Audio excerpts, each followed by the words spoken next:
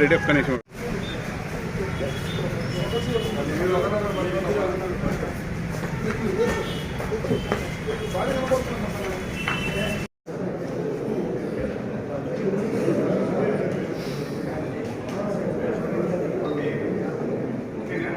ఇతర నాయకురాలు హాస్ని మర్డర్ ఒకటి రిపోర్ట్ అయింది.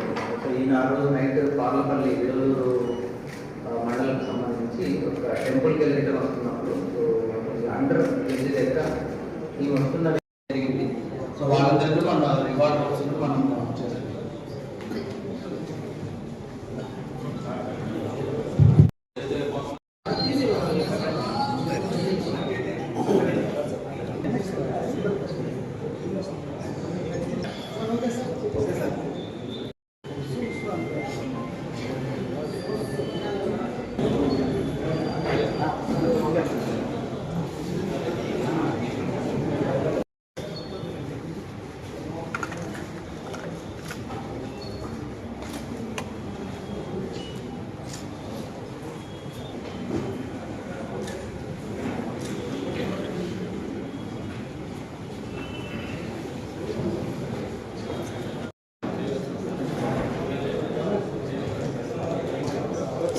Okay sir.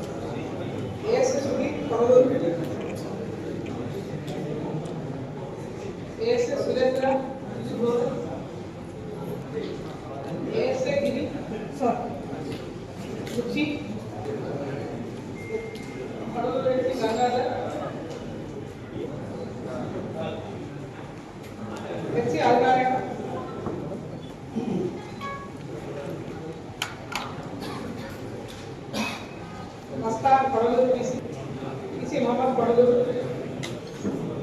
Krishna पड़लूर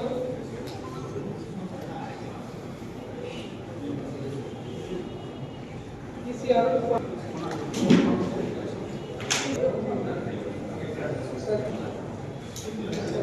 एसबीसीए inspector Ravinayak Krishna Bhatt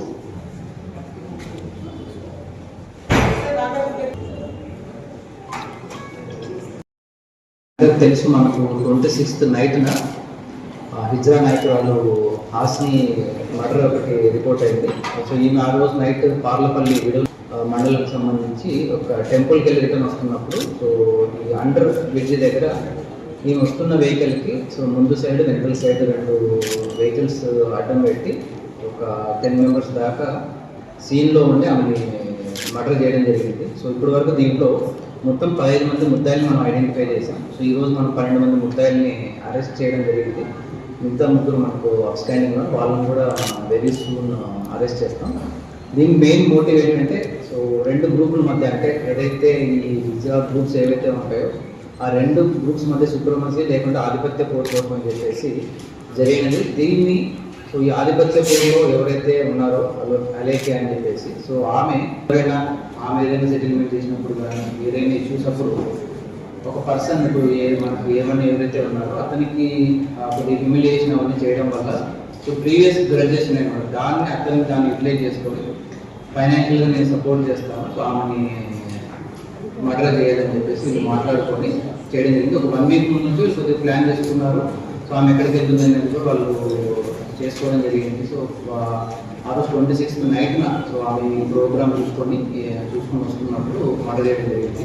so murder మనకు నైట్ అరౌండ్ 10 o'clock జరిగింది. బై మార్నింగ్ కల్లా మనం ఎవరు చేశారని చెప్పేసి మనం ఐడెంటిఫై జరిగింది. దాని టెక్నాలజీ కూడా యూజ్ చేసి మేము మార్నింగ్ కల్లా మనం ముద్దాయిలను ఐడెంటిఫై జరిగింది. దీంట్లో చాలా టీమ్స్ చాలా ఎఫర్ట్స్ పెట్టడం వల్ల మనకు జరిగింది. ఎక్కడ ఎలాంటి అలిగేషన్స్కి ఫస్ట్ ఆఫ్ ఆల్ మనం ఛాన్స్ ఇవ్వకూడదని చెప్పేసి మనం ఈ 26th జరిగినప్పుడు ఈరోజు ప్రెస్ మీట్ పెట్టడం ఏం జరిగిందంటే చాలా మనకు థియరీస్ వచ్చాయన్నమాట. సో వాటికి ఎలాంటి కానీ స్కోప్ ఇవ్వకుండా పోలీసుల మీద ఎలాంటి అలిగేషన్ లేకుండా కోసం మనం ఇంత టైం తీసుకొని అందరూ ఎవరైతే ఇన్వాల్వ్ ఒక్కనే మనం ఈ కేసులో ముద్దాయిగా చూపించడం జరిగింది. దీంట్లో డిఎస్పీ గారు పర్సనల్గా మానిటర్ చేస్తూ వాళ్ళ సబ్జెక్ట్కి సంబంధించిన సిఐస్ అందరినీ ఇన్వాల్వ్ చేసి మనం ఇది చేయడం జరిగింది. మిగతా ముగ్గురు ముద్దాయిలను కూడా మనం వేరేసుకుని అరెస్ట్ చేయడం జరుగుతుంది.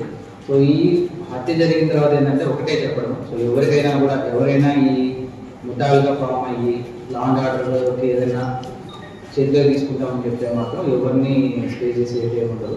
సో ప్రతి ఒక్కరు లా అవాయిడింగ్గానే ఉండాలి. ఎవరైనా లా అండ్ ఆర్డర్ కానీ ఏదైనా పీస్ డిస్టిక్లో ఏదైనా మనం డిస్టర్బ్ చేస్తామంటే మాత్రం వాళ్ళని స్టే చేసి అయితే ఉండదు. సో ఎస్హెచ్ఓస్కు డిఎస్పీస్ కూడా చెప్తున్నాను. సో మీ ఏరియాస్లో ఎవరైనా ఇలాంటి రౌడీ ఎలిమెంట్స్ ఉంటే వాళ్ళని పర్సనల్గా మాటర్ చేయడం అని చెప్పడం జరిగింది.